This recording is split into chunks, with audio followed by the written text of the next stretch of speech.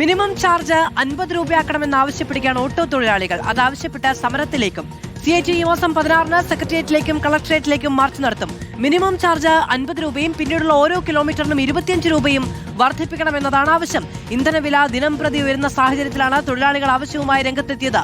മുഖ്യമന്ത്രിക്കും ഗതാഗത മന്ത്രിക്കും തൊഴിലാളികൾ പരാതി നൽകി.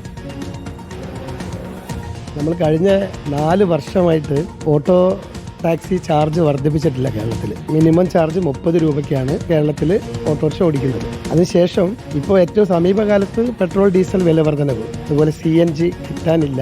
അങ്ങനെ വലിയ രീതിയിൽ ഓട്ടോ തൊഴിലാളികൾ പ്രശ്നത്തെ നേരിടുകയാണ്. ജീവിക്കാൻ കഴിയാത്ത ഒരവസ്ഥയിലേക്ക് ഇപ്പോൾ മാറി. ഒരു 50 രൂപയെങ്കിലും മിനിമം ചാർജ് എന്നുള്ള രീതിയിലാണ് ഫെഡറേഷൻ ഡിമാൻഡായിട്ട് വെച്ചിട്ടുള്ളത്. നമ്മളത് മുഖ്യമന്ത്രിക്കും ഗതാഗത മന്ത്രിക്കൊക്കെ ഡിമാൻഡ് കൊടുത്തിട്ടുണ്ട്. പക്ഷെ അവരുടെ മുന്നിൽ നിന്നും ഒരു അനുകൂല നിലപാട് ഇതുവരെ ഉണ്ടായിട്ടില്ല.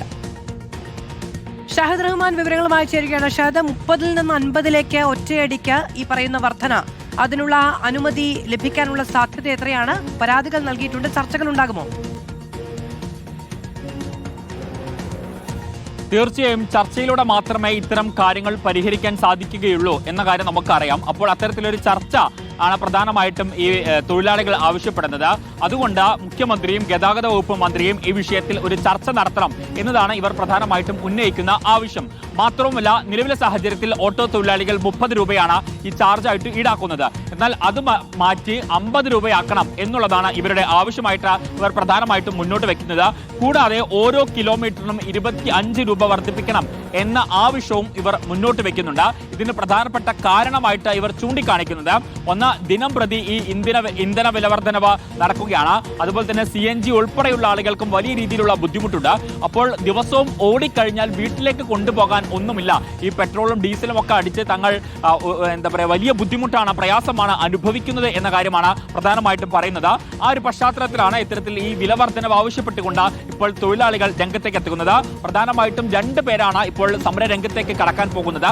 ഒന്ന് CIT-യും മറ്റൊന്ന് ഓൾ കേരള സ്വതന്ത്ര ഓട്ടോ തൊഴിലാളി യൂണിയനും. ഈ 2 കൂട്ടരുമാണ്, 2 യൂണിയനുകളാണ് പ്രധാനമായിട്ടും ഈ സമര രംഗത്തേക്ക് കടക്കുന്നത്.